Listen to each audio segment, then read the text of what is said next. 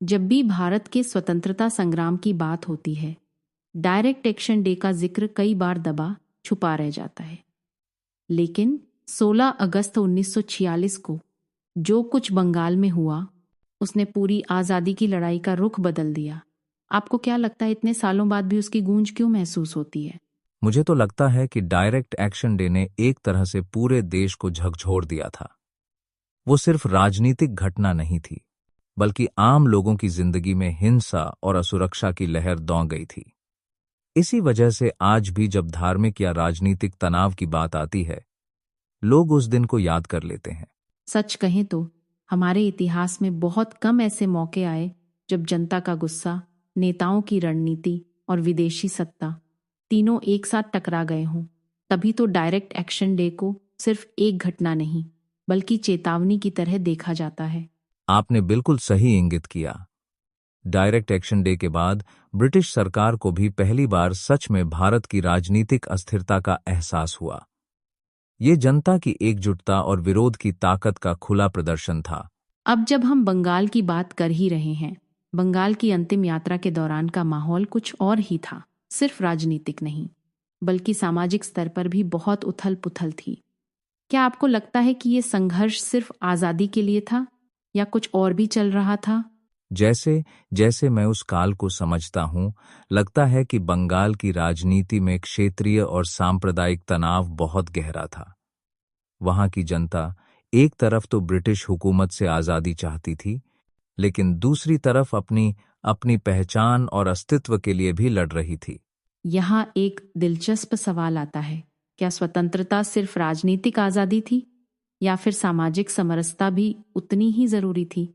बंगाल का संघर्ष भी यही दिखाता है कि दोनों के बिना कुछ अधूरा है।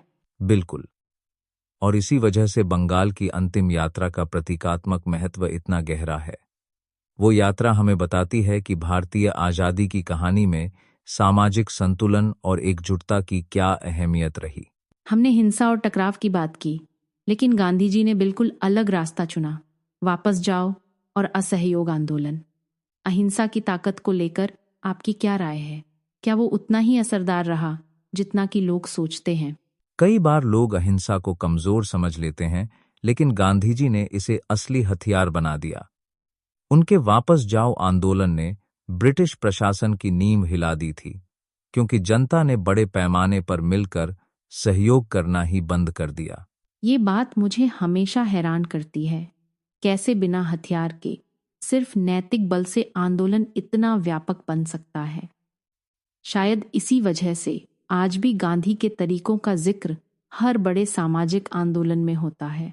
मुझे लगता है अहिंसा सिर्फ विरोध का तरीका नहीं, बल्कि समाज को जोड़ने और नई सोच लाने का माध्यम भी है। और यही गांधी का सबसे गहरा योगदान था, लोगों को यह भरोसा दिलाना कि बदलाव लाने के लिए हिंसा जरूरी नहीं। अब सोचिए, एक ओर गांधी जैसा प्रभावशाली नेता है, दूसरी ओर हजारों लाखों आम लोग। अक्सर ये सवाल उठता है, क्या एक अकेला व्यक्ति बदलाव ला सकता है या असली ताकत सामूहिकता में है? मैं कहूंगा कि प्रेरणा अक्सर किसी एक व्यक्ति से ही शुरू होती है, कोई गांधी, कोई भगत सिंह। लेकिन जब तक जनता साथ न हो, परिवर्तन टिक नहीं सकता। अकेले आदमी की सीमा होती है, मगर भीड़ साथ आ जाए तो नामुमकिन भी मुमकिन लगने लगता है। यही बात तो कमाल की है। इतिहास हमें बार बार दिखाता है कि नेतृत्व और सामूहिकता दोनों का संतुलन जरूरी है। तभी तो आजादी के आंदोलन में हर वर्ग, हर समुदाय आगे आया। और उस संतुलन से ही असल में क्रांति जन्म लेती है। चाहे डायरेक्ट एक्शन डे हो या वापस जाओ आंदोलन, दोनों में लोगों की भागीदारी और बलिदान ने ही आजादी को संभव बनाया। ये सब सुनकर एक बात दिमाग में आती है, इतना कुछ हो चुका, लेकिन आज भी इतिहास से हम कितना सीखते हैं? क्या ये घटनाएं सिर्फ किताबों तक सीमित हैं या आज भी हमारे समाज को दिशा देती हैं?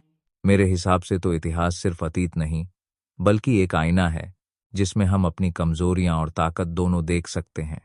जो संघर्ष उस दौर में था, उसकी गूंज आज भी हमारे सामाजिक और राजनीतिक फैसलों में दिखती है। बिल्कुल। और शायद यही वजह है कि जब भी देश को एकता और जागरूकता की जरूरत पड़ती है, हम उन्हीं बलिदानों और सामूहिक प्रयासों को याद करते हैं। आज भी देशभक्ति और संघर्ष की भावना नई चुनौती में ऊर्जा देती है। यही तो कमाल है इतिहास का, ये ना सिर्फ हमें हमारी जड़ें याद दिलाता है, बल्कि भविष्य के लिए रास्ता भी दिखाता है। और शायद इसी वजह से इन कहानियों पर बार बार लौटना जरूरी है।